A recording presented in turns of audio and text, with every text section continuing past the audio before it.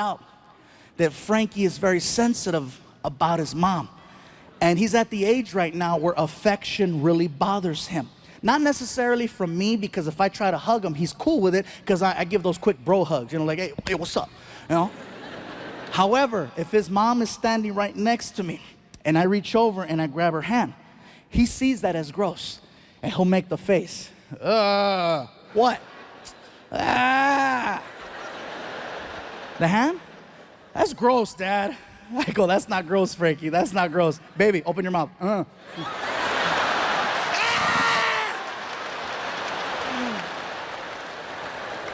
That's his weak spot, and I go for it every single time.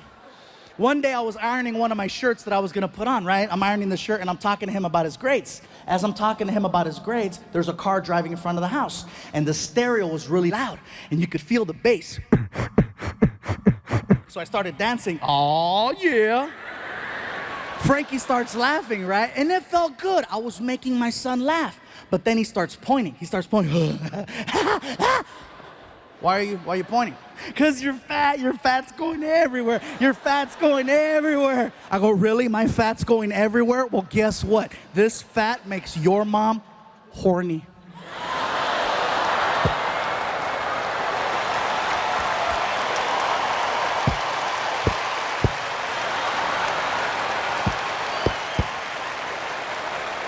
And he's like, ah! If I ask him to do something and he doesn't do it, like for example, as parents, you want your kids to go to sleep by a certain time because you need them to wake up in time to get ready for school. Frankie's cutoff is 11 o'clock. It's pretty late, if you ask me, for a kid. Sometimes he'll push it to midnight. You know, play dumb. Oh, I don't know what time it was. Yeah, whatever, you're only holding a clock. But I get it. I used to play dumb too. So then he'll walk in his room and he'll say, oh, good night, Dad. And he'll close the door. And he thinks he's slick. He takes a towel and he starts rolling up the towel. And he puts it under the door so that I can't see the light coming from the TV. Sounds pretty genius, right? But hello, cover the rest of the stupid door. He freaking turns on his big ass TV and it looks like immigration's breaking into his bedroom.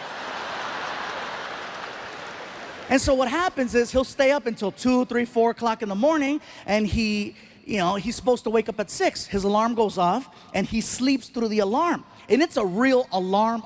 It's not a radio. It's freaking whole house awake. Him, and it's right here. So I gotta get out of bed, and I go over to his room, and I open the door, and I kick the stupid towel out of the way, and then I walk over, you know.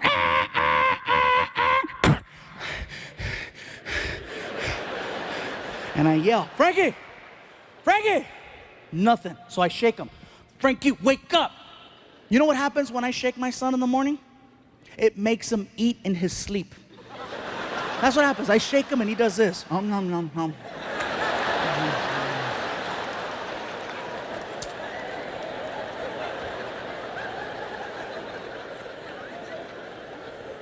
So you know what I do? I get on top of the bed and I slowly lay on top of him. And I apply my full weight, bro, all of it. Slowly, and you could hear him.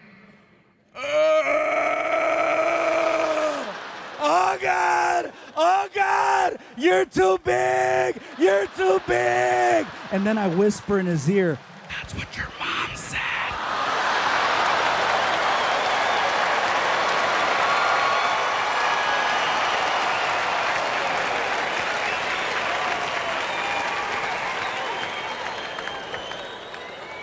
I know one day my son is gonna write a book called Fluffy's Full of Shit. It's kind of crazy. Do you think your mom would like to meet Vicente Fernandez right now? I said, Emily, let me tell you something. If she says no, I want to meet him. I'll be right back. Ama, dime, mijo. Emily wants to know if you would like to meet Vicente Fernandez right now. Mijo, that sounds nice. All right, Emily, she's in. Emily goes, is she even a fan? I go, trust me, that's her reaction. She's good. She has the whole house covered with Vicente Fernandez records and cassettes. Okay, we're good. So Emily comes back and she puts these special VIP bracelets on us with a little click, and she walks us through a door into the backstage area. As soon as we went through the door, I knew exactly where we were. I was just there a week ago. So I got my mom arm in arm, and we're walking down the hallway, okay? Come on, Ma, let's go. Let's go. We're walking down the hallway, and we're getting closer and closer to Vicente Fernandez's dressing room. The door is wide open, and I can hear a commotion coming out of the dressing room. And then a man and a woman exit the room, and the man is holding on to the woman's shoulders, and he's like, it's okay, it's okay, it's okay, it's okay. And the woman looks destroyed, okay? Mascara's running down her face. My mom sees that, and she's like, mijo, did you see that? Did you see what the mascara? What the mascara parece puta la cabrona.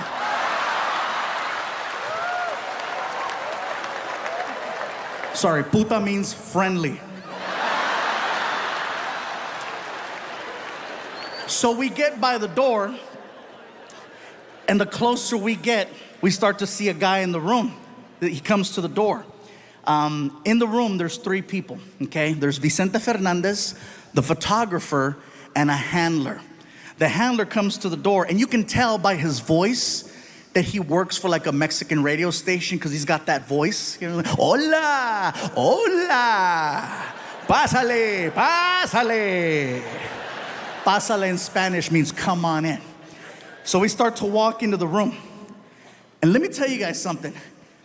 If you grew up listening to Vicente Fernandez from a young age, and you get the opportunity to meet him, it is seriously a religious experience. My mom and I are entering the room. The only thing missing is the freaking Dominus Patris el nombre de San. You don't look at him, you look at the floor. Out of respect, you just look at the floor. Come on, Ma. We get all the way up to him, and I see boots. And when I see the boots, my mom and I both just...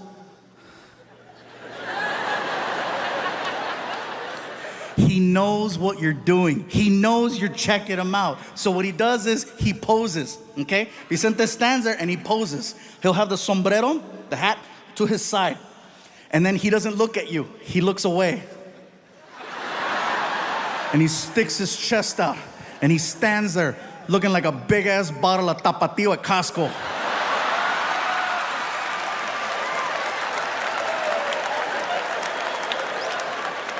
And then he looked at me. And he recognized me, not as a comedian, but because I was there the week before and my photo was hanging outside his door. It's whoever's there last, you know, they always rotate the photo. So he sees me and he's like, mijo, tú eres el muchacho que está en la foto, que está allá afuera. I go, yeah, that's me outside, yeah. Hola.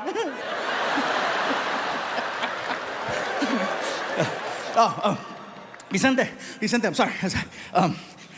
Le presento mi mamá.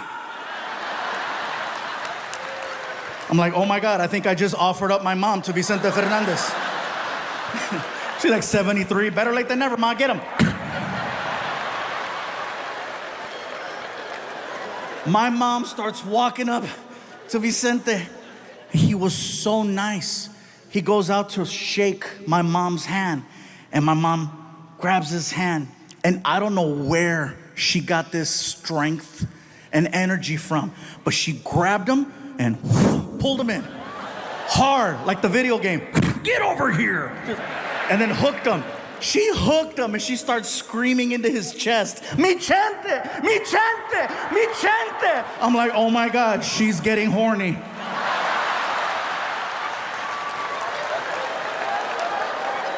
And he knew too. Because he was like, you know, quítamela! Quítamela! The photographer, the handler, and me, the 3 of us, is what it took to pull her off of Vicente. We sit her down, she's bawling. Ah! Mascara's running down her face. The photographer shaking his head. I guess Vicente had dinner earlier that night. He was eating barbecue because I had those wet naps, barbecue wet naps. And so we take the wet naps and we start cleaning the mascara off my mom's face. And we stand her up and we posed her and we took the picture. Emily comes over and she takes us and she escorts us to our seats in the front. And for 3 hours, my mom was on her feet listening to she refused to sit down. Mom, you should sit. No, como que es el chente. Holding a shot of tequila that she never drank. She was 3 hours on her feet, never once sat down. That's how powerful his music was. My mom felt no pain for that entire time. And the minute that freaking concert was over, tan, tan, tan, tan. My feet! Oh my God, mijo, mis pies! Ay, pinche callo! Oh my God, my feet! Ay! And I'm like, oh great. So now I gotta drag this living novela to the parking lot. I helped her into the car. My feet! I told you to sit down. You don't sit for Chente. Here comes Emily. Did you guys have a good time? I go, Emily, we had the greatest time. Thank you so much. I got something for you. I go, what's up? And she hands me an envelope, and I open it. And inside the envelope is the picture.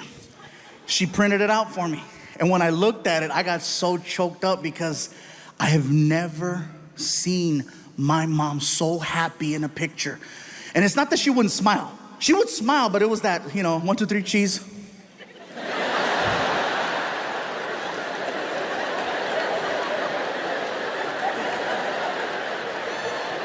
But this one was like... And what makes it extra special is that is the last photo I have of my mom, and she was the happiest. And I know that that moment wouldn't be possible if I did not do this for a living.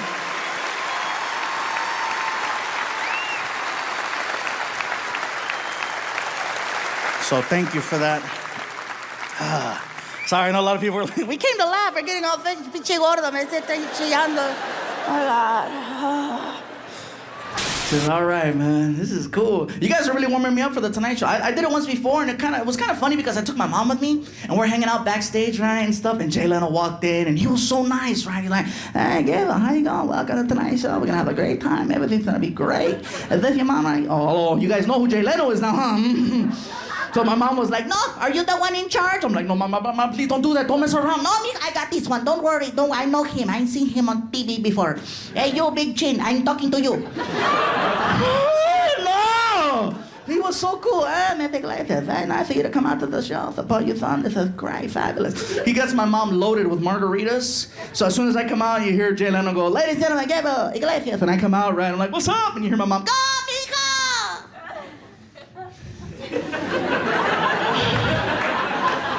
My mom, the big supporter, she's happy. She is, man, because at first she wasn't too hot on the whole idea of me doing comedy. Some of the biggest dreams I had, one of them was to do the Apollo in Harlem, New York. I told my mom I was gonna do it. She goes, mijo, te van a hacer boo. They're going to think it's Halloween because you hear the boos. And I go and I did the Apollo. And I did good. I haven't done that material yet because you guys are still... No. Now I'm kind of tooting my own horn, in which case I shouldn't be doing that. It kind of, I don't know. As a comedian, we rely on the chuckle, the ha-ha, the hee-hee, even the... Well, some of you guys, sir, you've been giving me this one the whole night. You guys don't realize I can see everybody here, man. I can see you fondling her leg, dude. I've been watching that. I can see everything in here, man. I'm not one of those comics who has to stick to his show. I will let you guys know, you guys are not having the best of times with me. I can pull some CDs out too, and they still got the price tag on them, but magic, comedy. I used to have a guitar, but I broke it.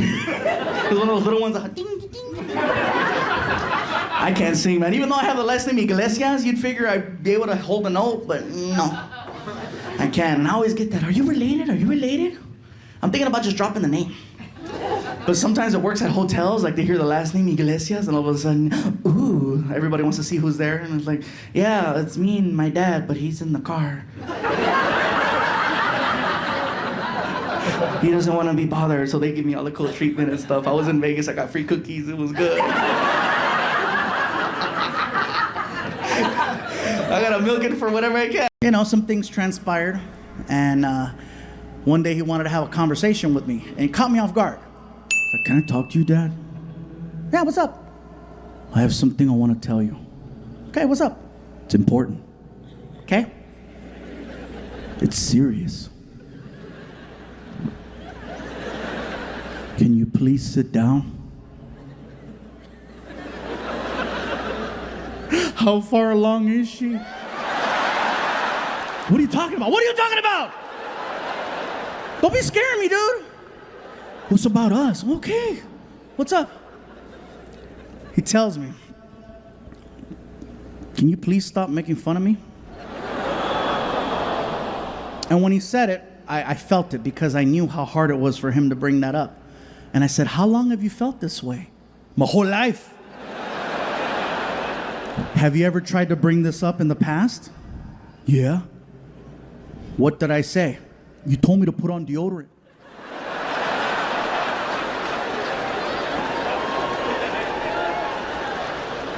It worked.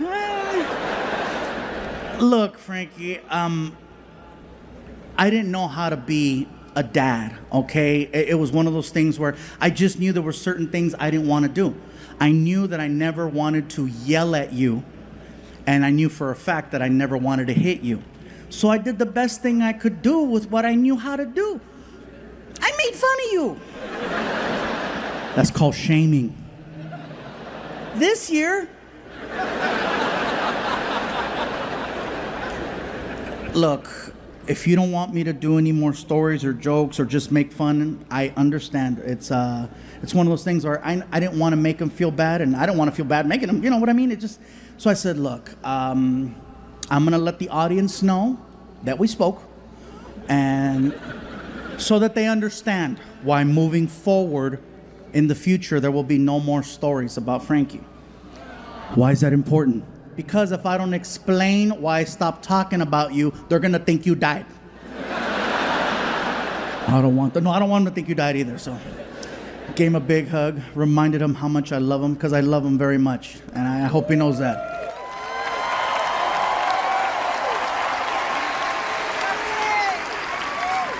I think that a lot of the issues and frustrations we've had for a while now have a lot to do with the fact that I am no longer with his mom.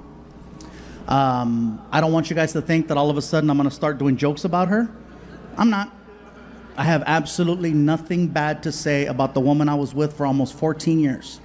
Okay? Nothing bad, nothing negative, nothing derogatory, nothing short of awesome. Nothing short of good vibes, okay? I have nothing bad to say about her. And not just because I signed a piece of paper that said I wouldn't say anything bad, but because at the end of the day, that is still my son's mom, and I need to make sure. Man, I've had the weirdest year, man. I started off this year all messed up, man. I started it off in the hospital. Yeah, Pikachu la cagó. I messed up. I'll tell you what happened. I was at the house, and I was eating some tacos, and they were delicious. And all of a sudden, I got a pain in my side. It was one of those pains that not even a good pedo can get rid of. You know what I'm talking about, bro? You ever get one of those pains at the house, you're eating, oh, it hurt, me duele. And your wife or girlfriend tells you, pues let it go. Dale gas, chingale, dale. And you do, and it's like CPR, huh? Well, try as I did, it didn't work. I wound up in the emergency room, and if, you guys do whatever you can to stay out of the hospital, because it was scary. It was, the first thing they did to me was they stripped me of all my clothes. And not in a sexy way either. It wasn't like, are you ready for Pikachu?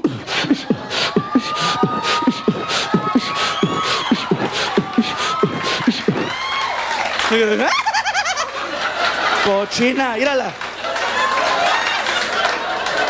I wish it would have been like that. I might have liked it a little bit. No, man, you know what they do to you in the hospital? They pull out these little industrial scissors that cut through anything, right? And they started on the left foot and they finished on the right. And they cut all the way up and cut all the way down and they pulled everything off at the same time. And Pikachu! Se me salió el Pokemon! And it was cold, too. Ooh. Pikachu! Ooh.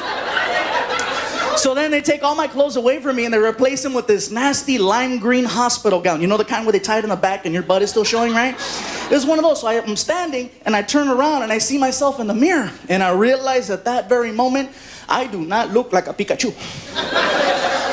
With all that green on, I look like goddamn Shrek.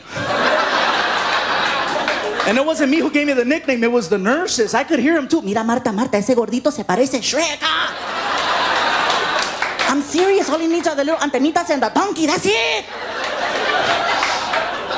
So they wheel me into the room, right? And I'm laying down in the bed finally, and the doctor comes in. And I don't know what it is about doctors, they're just always happy to see you. Ah, Mr. Iglesias, how are you? I can't fart. Tengo pedo atorado. Mr. Iglesias, please, do me a favor. Roll over on your side. I'll be right back. You know, so he goes over to the wall and he gets these little gloves and he puts them on and he comes over to me and he puts his hand right here and he goes, does that hurt? No. Does that hurt? And then this doctor turned into a magician. I swear to God he did, because his hand disappeared. And it reappeared somewhere way back here. I'm not going to tell you what he did, but you know what he did. El cabrón me hizo Pokemon. And then he has the nerve to tell me, Mr. Iglesias, I found the problem. You seem to be suffering internally. You have a blockage in your passage system. And I'm thinking, pues, take out your finger.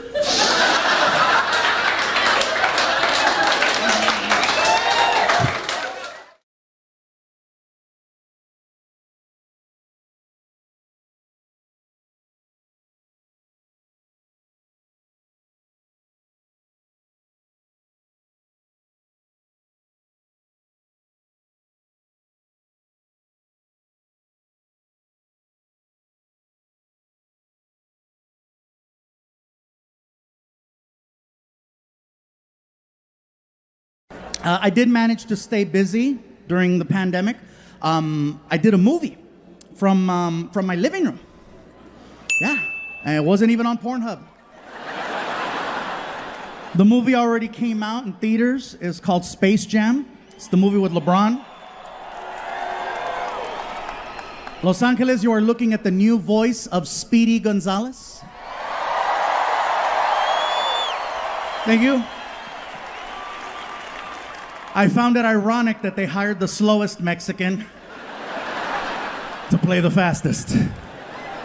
You know? And 2 weeks after I get this part, I come to find out that they're trying to cancel Speedy Gonzalez. I'm sure some of you heard that they came after two cartoons. They came after Pepe Le Pew and Speedy. Now, Pepe, I understand. He's a little touchy. You know, but he disguises it with the mosheri, mosheri, hola,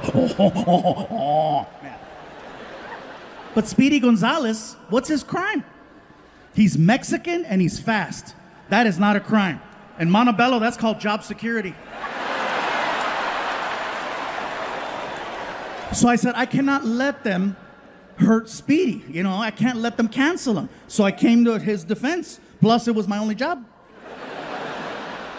I went to the only place I felt I could go to protect him.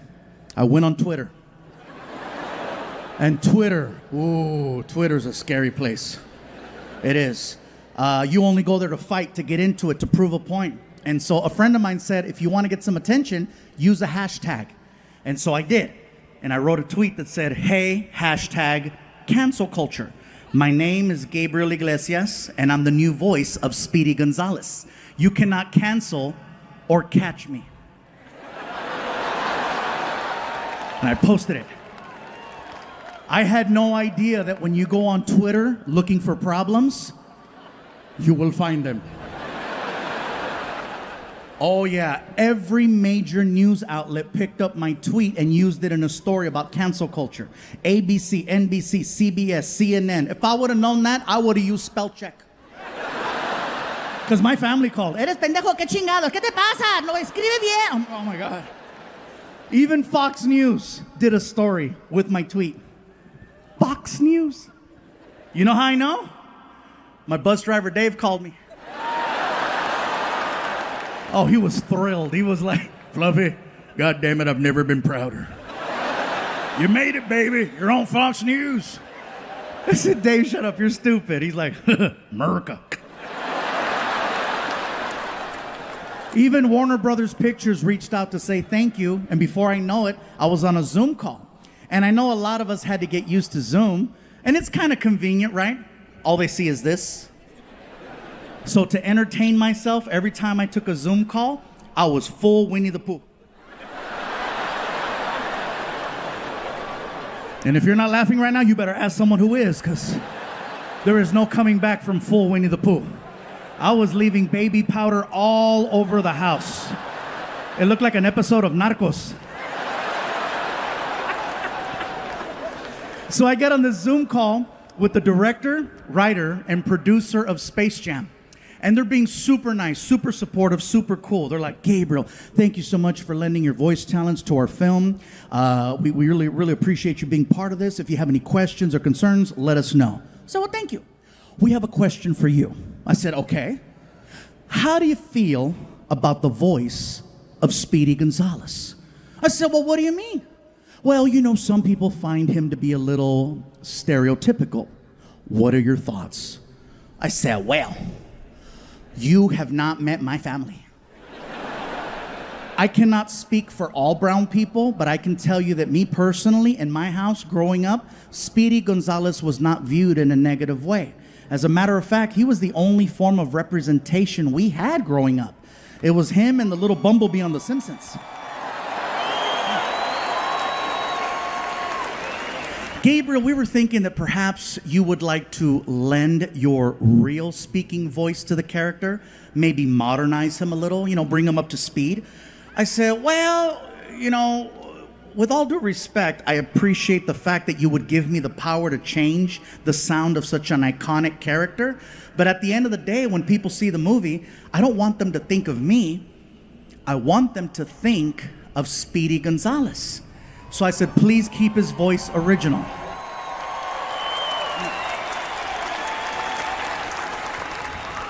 And then he asked the question, well, do you think you can do the voice? How did I get the part? Now remember, I never auditioned for Speedy Gonzalez. They just called me, and I assumed that they knew that I did voices for a living and that I could pull this off. So I says, what made you choose me if you didn't know whether or not I could do the... Oh. You needed a big brown shield in case shit happened, huh? And then all three people on the phone call were like... I said, well, don't worry, because with me, you get a twofer. You get an actual Mexican, and you get someone that can nail the voice. So, oh yeah. That's right. So before I know it, this sound person, the guy who does recordings over at Warner Brothers, gets on the call.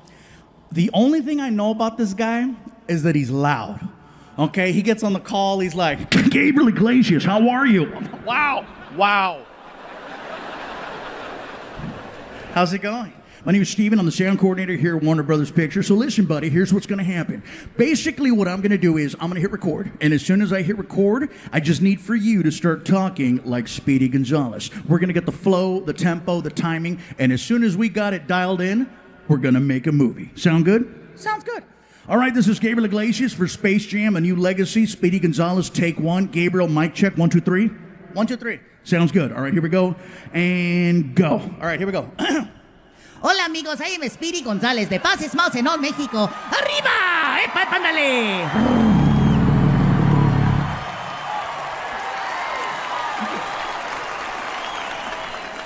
The director, writer, and producer, all three were like, that was perfect. I said, I know, I've been Mexican a long time.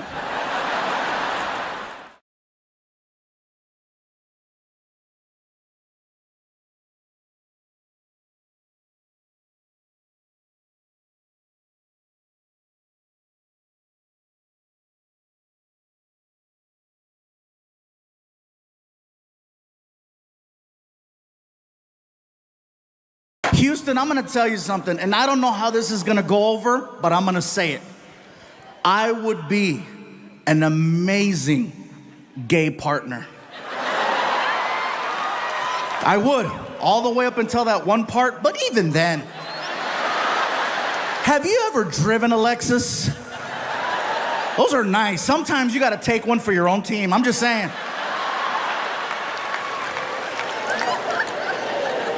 Now, in all seriousness, not to be funny, not to be disrespectful, let me tell you the reason why I would be an amazing gay partner. The level of communication between two men is so high, I might actually get an answer. There might be clarity and understanding. I might hear a yes, I might hear a no. Do you know how many relationships I have been in where I still don't know the outcome to certain conversations? Very simple yes or no questions. That's what I would do. Something as simple as, baby, you hungry? Well, I haven't eaten yet, so I probably should eat something, but I'm not feeling it right now. But if I don't eat right now, you know how I'm gonna get later. So I guess it's probably a good idea if I start eating right now. But it really depends on the options. What do you think? Ah!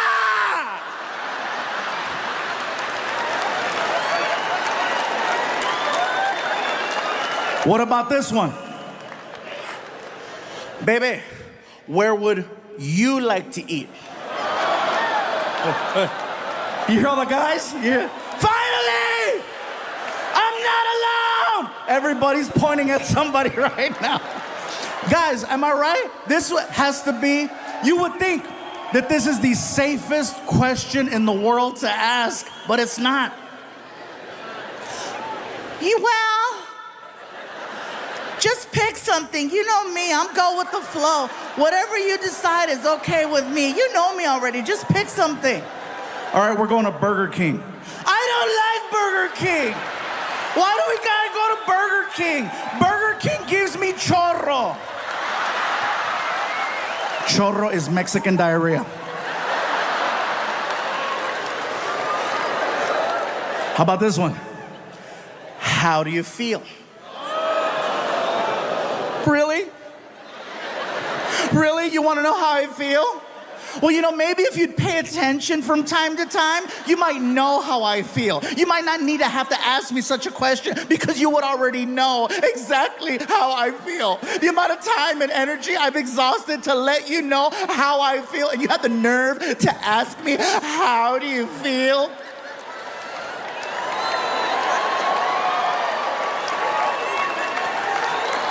Now imagine the exact same conversation between me and Mr. Lexus.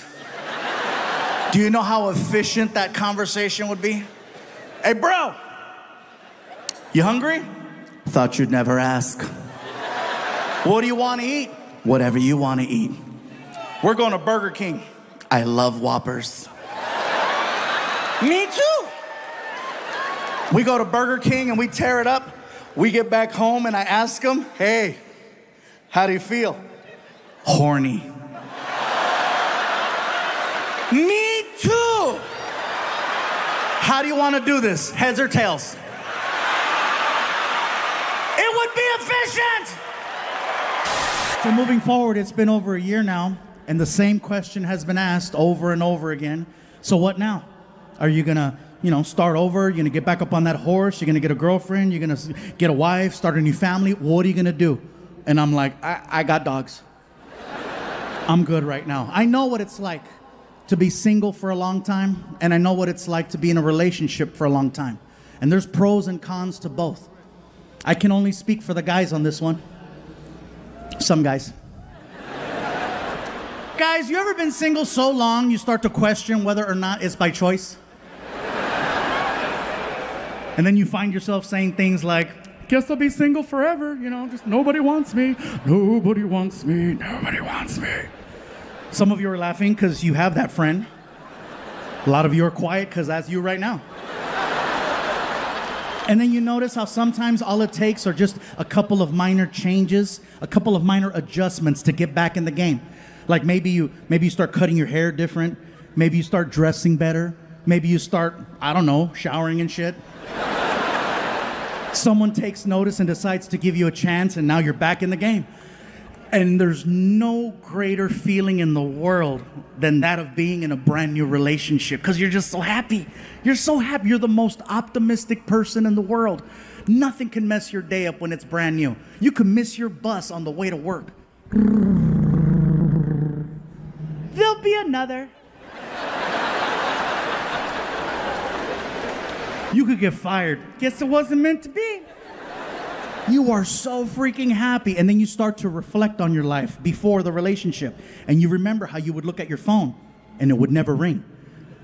You know, you thought it was broken because it wouldn't ring. There's no text messages. You look at your DMs, nothing. But the minute you get into a brand new relationship, like magic, your phone, text message, ding, your social media, now you got numbers in there.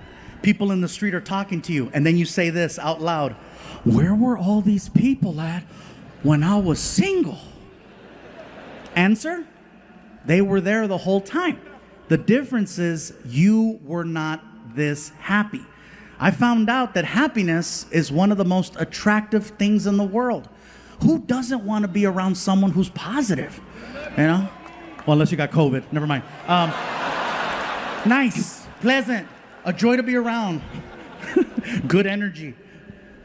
You know who really notices just how happy you are, guys, when it's that brand new relationship? Other women.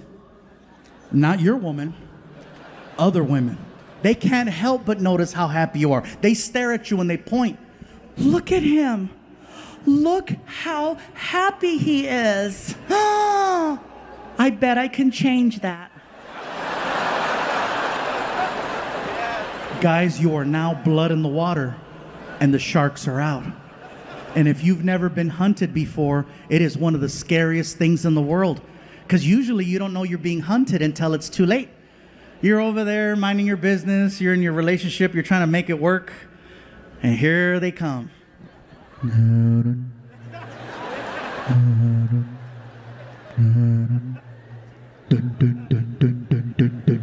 Before you know it, it's too late. She's got a hold of you, and she has you pinned down in the backseat of a car. And she's hitting you. She's hitting you with a baby shark doo doo doo doo doo doo, baby shark doo doo doo doo doo doo, baby shark doo doo doo doo doo doo, baby shark. You will never look at that song the same way again. You're welcome. I'm a dork too. I don't know how to talk to women. And this guy always comes, hello. Girls go crazy. And ladies, I'm gonna tell you right now, if a pretty man is your thing, if a gorgeous GQ guy is what you want, then by all means, go for it. But I'm gonna let you know right now, in the long run, a pretty man is gonna do nothing but lie to you, cheat on you, and break your heart. That's why, ladies, you need to start giving guys like me a chance.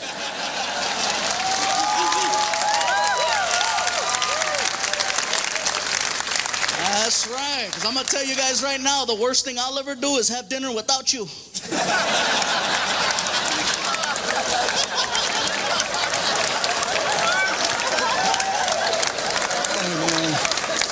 And everybody,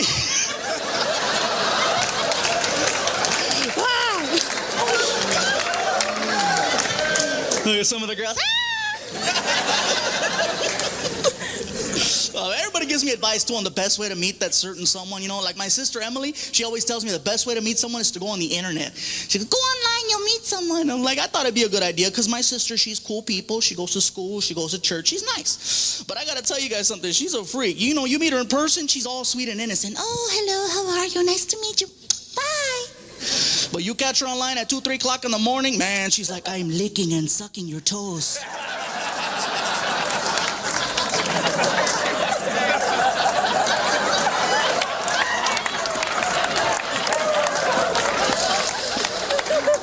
Ooh, do you like it? Now see, that's scary. It is, because I had no idea she was online. I was like, yeah, I like it.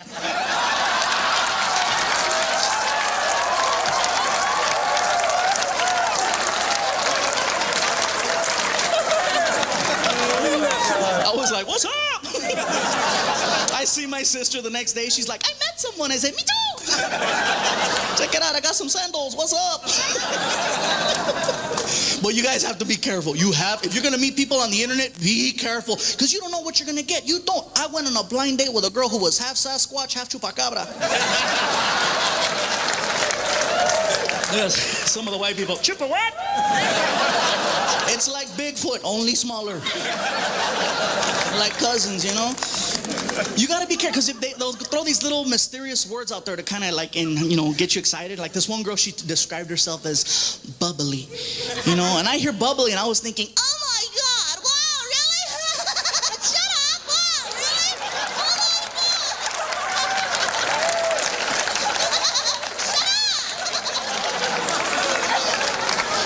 God. Man, and instead what I got was...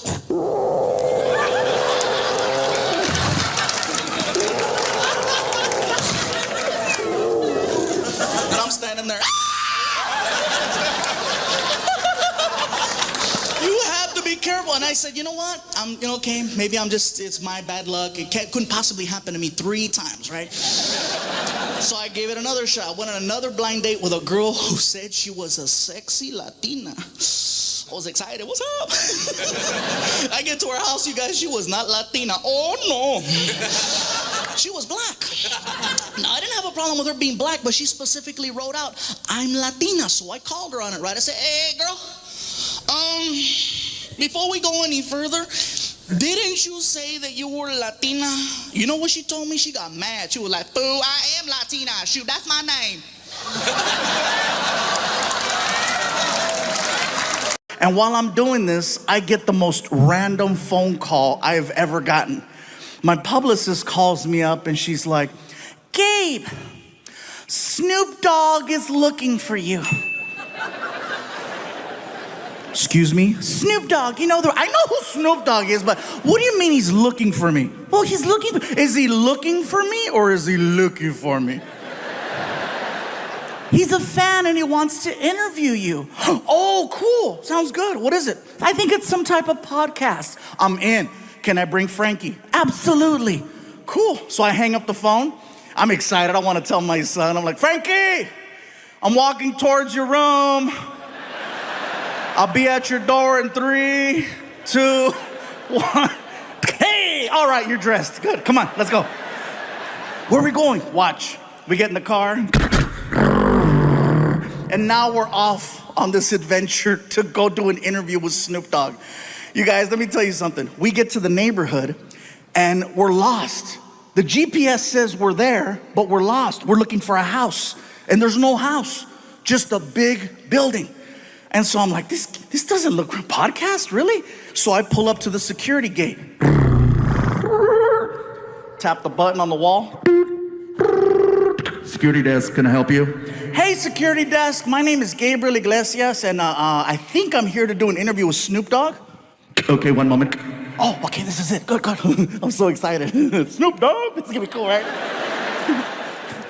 Sir? Yes. Yes, hi. There is no Gilbert Ignatius on file. What? Could there be another name? Another name? I don't know. Fluffy, maybe? And the gate starts to open. I'm like, oh my God, I'm officially in the rapper's world because my real name doesn't mean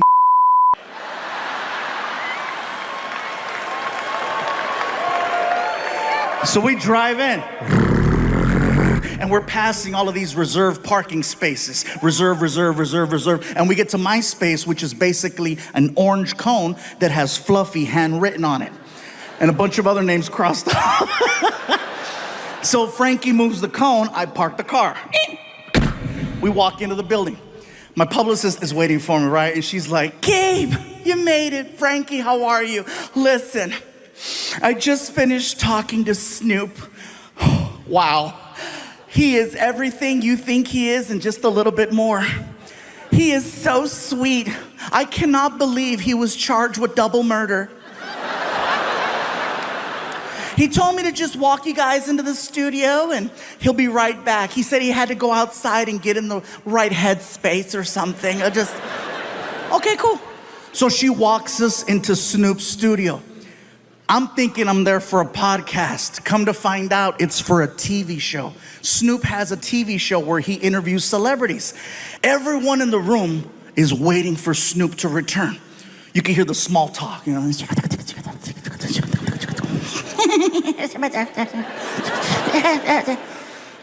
All of a sudden, everyone stands up. And I'm looking around like, what's going on? And I look at the door to see if Snoop's walking in, and I don't see him. And I could see my son. I don't realize it, but Snoop is entering the room through a different door. I don't realize it till like the last second. I'm like, what are you? So I jump up, I push in my chair. I'm so nervous, I don't know how to address him. So I'm like,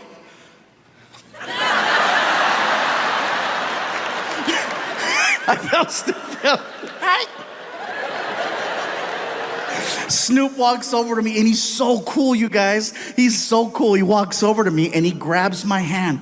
He's really strong. He pulls me in, and he says, yo, what it do, baby boo? How you feel?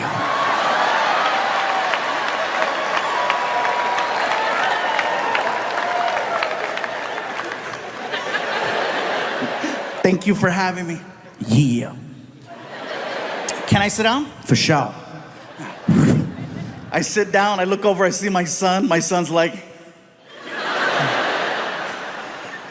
The difference between Snoop's show versus any other talk show I've ever done is that usually there's a person, like a producer or a director, who comes to you and gives you information, like how the show begins, topics you're gonna cover, how you go to commercial, how you come back from commercial. I've spoken to no one. Snoop just starts talking, and at some point they hit record. I'm waiting for action or a buzzer and something. Snoop just starts talking to me. Yo, what up, Big Fluff? Big Fluff? Oh, that's hey. Yo, you like music? Snoop, I love music. I love your music. Yeah, that's what's up. He opens up a laptop computer, and then he hits play. And the next thing I know, we are listening to hardcore Mexican banda music. I mean hardcore.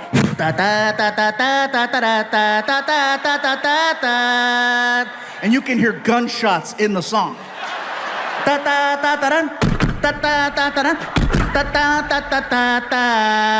And then a cow. And the whole time Snoop is like, I love it when he go moo. What?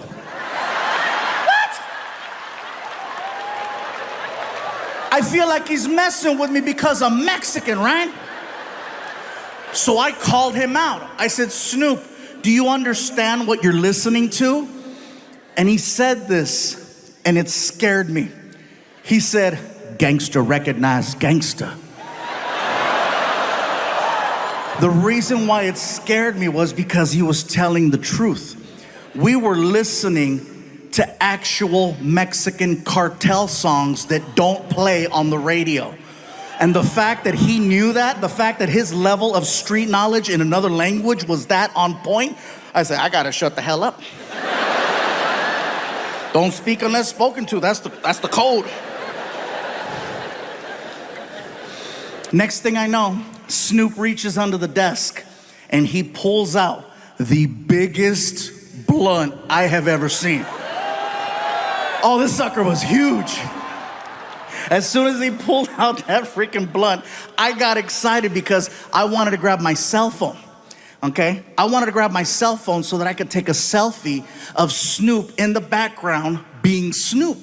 So while I'm fumbling, trying to get my phone, Snoop starts talking to me again. Yo, Big Fluff. Yeah, what? Hit that while I hit this.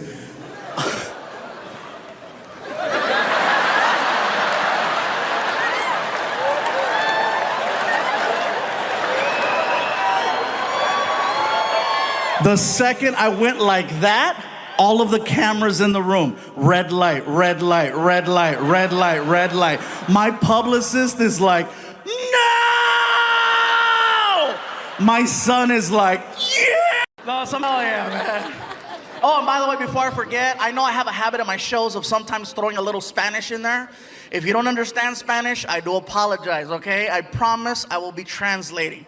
I don't want anybody freaking out or reporting me to the management with concerns or issues, you know. What the hell is going on in there? What kind of show is this? No, somebody better hit the SAP button on that song real quick. I didn't pay good money to hear some Samoan speak Spanish.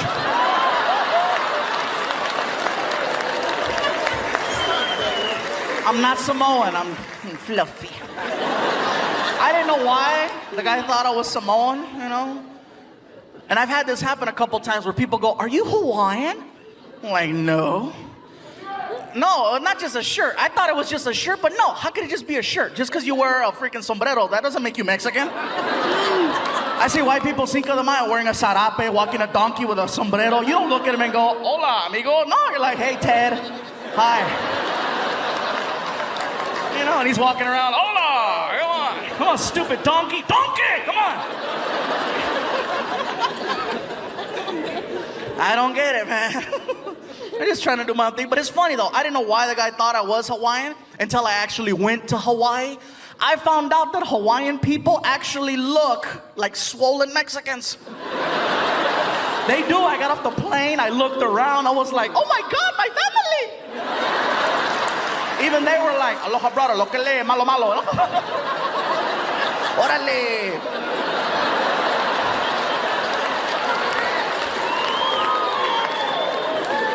I loved Hawaii. Hawaii was great, man. They have a lot of different cultures there. They have a lot of Asian people. A lot of Koreans. I know this because I got a couple of shirts tailored at some places, and every time I'd go in, it was always a Korean lady. An older Korean lady who was mean. I'd walk in, and this one lady always had a comment to make. I'm there for a week, and every day she had a different comment. I walk in one day, and I couldn't say anything either because she was 75 years old. I can't say nothing back, you know, but there I am. And it's funny because, you know, for me to relate to my son, it's a little challenging, you guys. And it's not that I can't relate to a teenager, because I can. I can relate to almost any age. You know, I got people that brought kids here tonight. The problem is that my son doesn't see me as an entertainer. He sees me as the guy that tells him to take a shower, put on deodorant, you know, stop picking your nose. That's me. His friends, on the other hand, I'm like a god to his friends. Every time I drop off Frankie at school now, I pull up, you know, the kids see my car. They freak out and they run over to it and they put their hands on it like it's a shrine. They touch the car like freaking, Selena está aquí. you know. Some of you got that. Gracias. Anyway. Then the kids start shaking my car side to side, chanting, "Fluffy, Fluffy, Fluffy." And Frankie's in the front seat, pissed. He's pissed. He's like, "This is bull." I'm like, "Hey, dude, don't get mad at me because I'm more popular than you at your school." Little hater. He gets out of the car all mad. They're still chanting, "Fluffy, Fluffy." The thing is that our worlds are very different. His world revolves around Grand Theft Auto, the video game, YouTube, and girls. He's really good at 2 of those. The other one, not so much. And it's not that I'm trying to be a hater about it. It's just that I tell Frankie, "Listen, you need to start having more conversations. You need to become more talkative and interact like this." See, he'd rather text than talk. That's his whole thing. I'm like, "Dude, you gotta learn, you know, start to talk to me. I wish you would talk to me more." You could learn a lot about talking by talking to me. I'm just saying, I only do it professionally. But no, he'd rather text. It's at the point now where if I'm in the house and I yell, "Frankie, did you take out the trash?" Nothing. All of a sudden, cling. I take out my phone, no. But if I say, "I got money for you," freaking Houdini, right? "Oh, hello." Because you can't text cash. That's my big thing right now. I just want him to take out the trash. He's 16 years old now. He should have been doing this since he was 10, but, you know, better late than never. And what he does is he'll sit in the living room and he tunes out the rest of the house. He sits there and he'll put on these headphones that I got him for Christmas a couple of years ago. These Beats with the freaking studio button, and it cuts out all of the sound. They are so strong that when he starts watching his YouTube videos, he can't hear himself laugh. And for me, that is the funniest thing in the world. I'm in the other room and I can hear him. This is what I hear.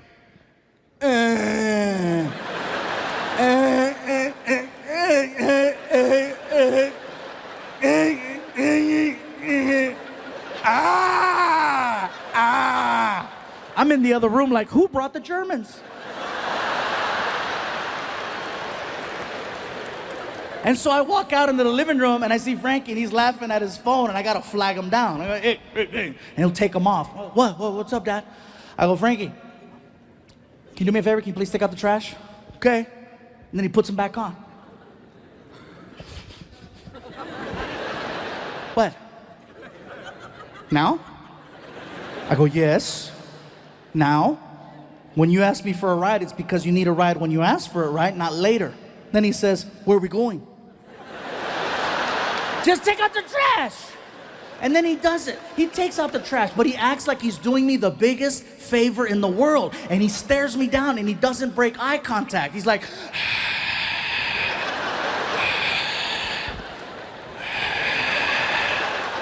and then I'll hold the bag over the can and he makes a sound. I'm like, dude, so much drama.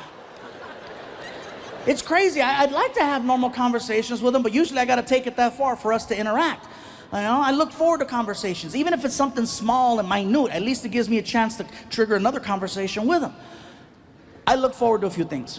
I look forward to December, because in December, Frankie becomes very chatty. Otherwise, he's one-word kid. Parents, you know what I'm talking about. Kids, one-word kid. And you try to talk to him. Hey, how's your day? Good. You have any homework? Yeah. You gonna do it? Maybe. You hungry? Mm-hmm. What do you want? Food. Ah! Usually that's what I get. But December rolls around, and guess what December is? December is when he becomes very chatty because he has an agenda. All of a sudden, he goes from one-word kid to very like, hey, how's your week, Dad? You doing good? Yeah, how are the shows going? You doing all right? Do you need anything? You need anything? I'm like, I needed this in July, just saying. And I know it's fake, but at least, once again, it allows me to put my real conversation on top of his fake one. And if that's what it takes, then that's what it takes.